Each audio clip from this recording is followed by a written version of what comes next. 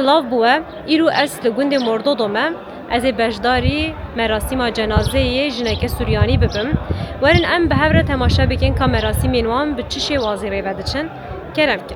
îro zarok û malbata Nicmî Çelik xatirê dawî jê dixwazin. Ev deya zarokên hêja û dilovanek û ji gelek deveran bajarên cida û ji Nisêbînê û ji gundên wan ji Misilman û Suryanî beşdarî merasîmê bûn. Tevî ku demeke dirêj e malbat ji derveyê welê dijîn ji merasîma cenazeyê wan bi qelebalixî derbas bû. Ev cenaze ji Almanya ber bi gundê Mordodo ya navçeya Nisêbîna Mêrdînê ve hatiye. Em jî ji navçeya Qilabana Şirnexê hatine sersaxiyê. Me gelekî baş pêşwazî kirin û hemû mêvanên xwe yên dûr û nêzik jî bi heman dilgermiyê pêşwazî kirine.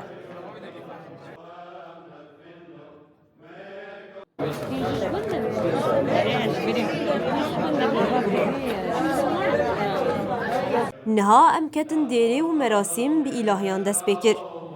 Ev deng bû miriyan dua û bu yên mane jî sabr e. Ez dixwazim hinek ji dengê wan bi we bidim guhdarkirin.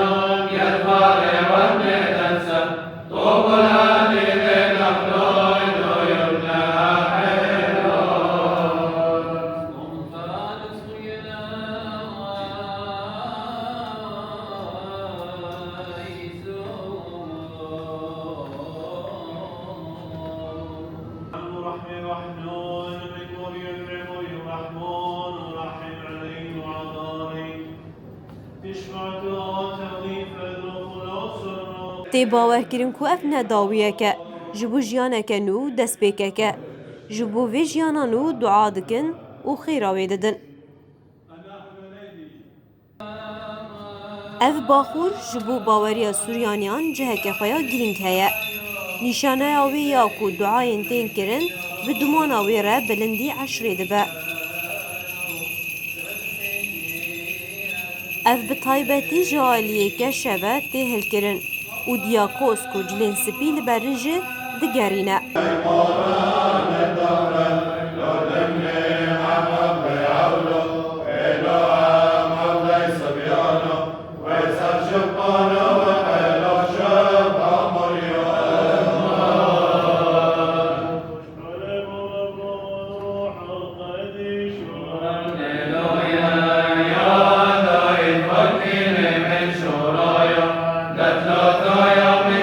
Ev merasîm bi saetan berdewam dike.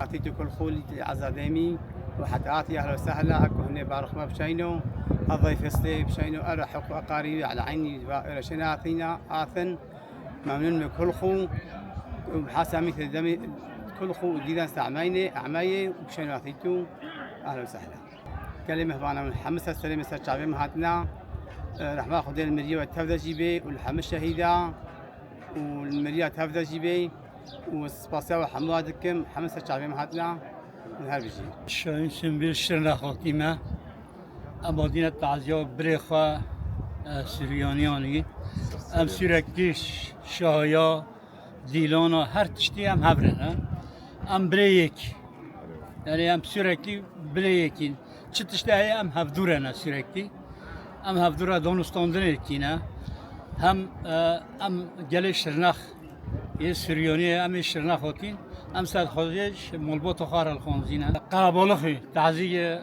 پر دوش شویه قربالخی دیس اثر ساخیش ملبات الخانزه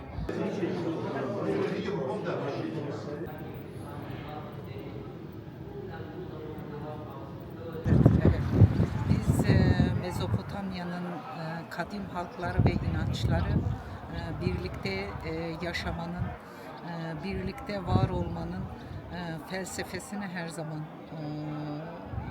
günlük yaşamımızda da yaşatıyoruz. Biz kadim halklar ve inançlar Avrupa'nın birçok yerinde dağılmışız. Ama yine de doğmuş olduğumuz topraklarda, köklerimizin bağlı olduğu yerlerde son yolculuklarımıza dahi burada uğurlanmak istiyoruz. Bugün burada Ordodo köyündeyiz. Sevgili dostumuz, arkadaşımız Yuhannes Çelik'in annesinin Hakk'a yürüyüşü uğurlamasında birlikte olduk. Acılarımız ortak, sevinçlerimiz ortak, özlemlerimiz ortak. Bu ortak noktada her daim acılarımızı dahi ortaklaştırıyoruz. Onun için benim için çok değerli ve kıymetli, halkımızla bu coğrafyanın renkleriyle birlikte olmak her zaman için çok değerli. والأنفق صمنا باسم أنيق طيب وثوم من علم دام العلم علمينا من Cardım bi dua û ilahiyan cenazet defin kirin.